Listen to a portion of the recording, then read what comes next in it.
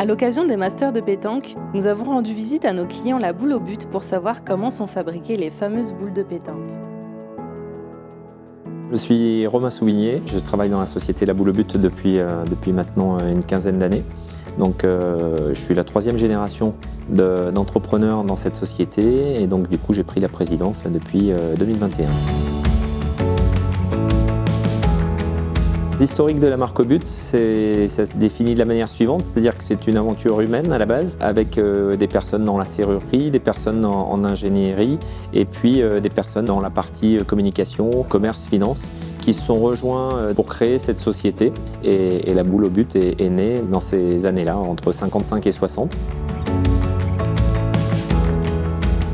Alors on utilise aujourd'hui le gaz fourni par Primagaz avant tout pour chauffer nos ateliers et notre entreprise. Donc aujourd'hui en termes de surface, bureau et atelier, on a 12 000 m² et on a donc une consommation moyenne annuelle qui est de 120 tonnes avec une seule cuve de gaz qui a une capacité de 35 tonnes.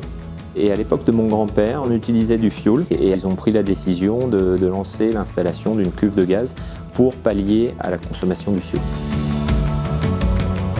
Aujourd'hui, on fabrique environ 10 000 boules de pétanque par jour, ce qui représente environ 1 800 000 boules annuelles.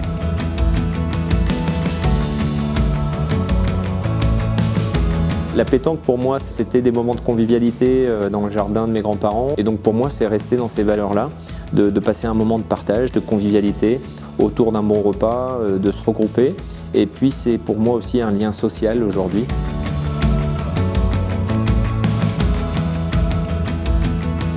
Alors le processus, c'est d'abord des barres en acier ou en inox qui sont approvisionnés avec des fournisseurs français et suisses principalement. Ces barres d'acier sont de diamètre 40, on vient les couper en lopin.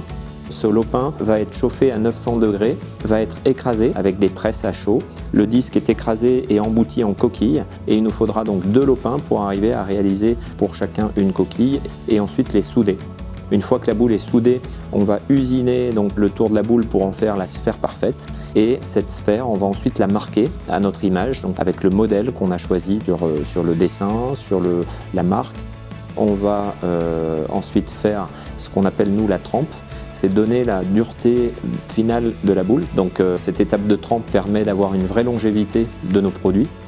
Une fois la trempe réalisée, on va la poncer, la polir, puis la satiner et on va retrouver un acier naturel et un inox naturel. À l'étape de l'inox naturel, la boule est finie et donc ensuite on va les conditionner. Donc on va les mettre dans une boîte en carton pour rester aussi dans le respect de l'environnement. Et puis on va venir mettre un facing autocollant qui explique qu'est-ce qu'il y a à l'intérieur. Et puis on va, pour des entreprises ou pour des particuliers, ensuite graver soit le logo, soit le prénom de la personne, aussi en interne avec des machines, pour pouvoir les expédier directement. Pour nous, la politique environnementale est aussi une des choses les plus importantes, que ce soit un discours auprès des particuliers, des entreprises ou de nos revendeurs, pour montrer qu'on utilise du carton recyclé, qu'on utilise aussi dans les boules de loisirs de l'acier qui est recyclé et qui est recyclable, et d'avoir des bâtiments qui soient plus économiques. Donc on investit pour apporter de la qualité et moins de dépenses énergétiques.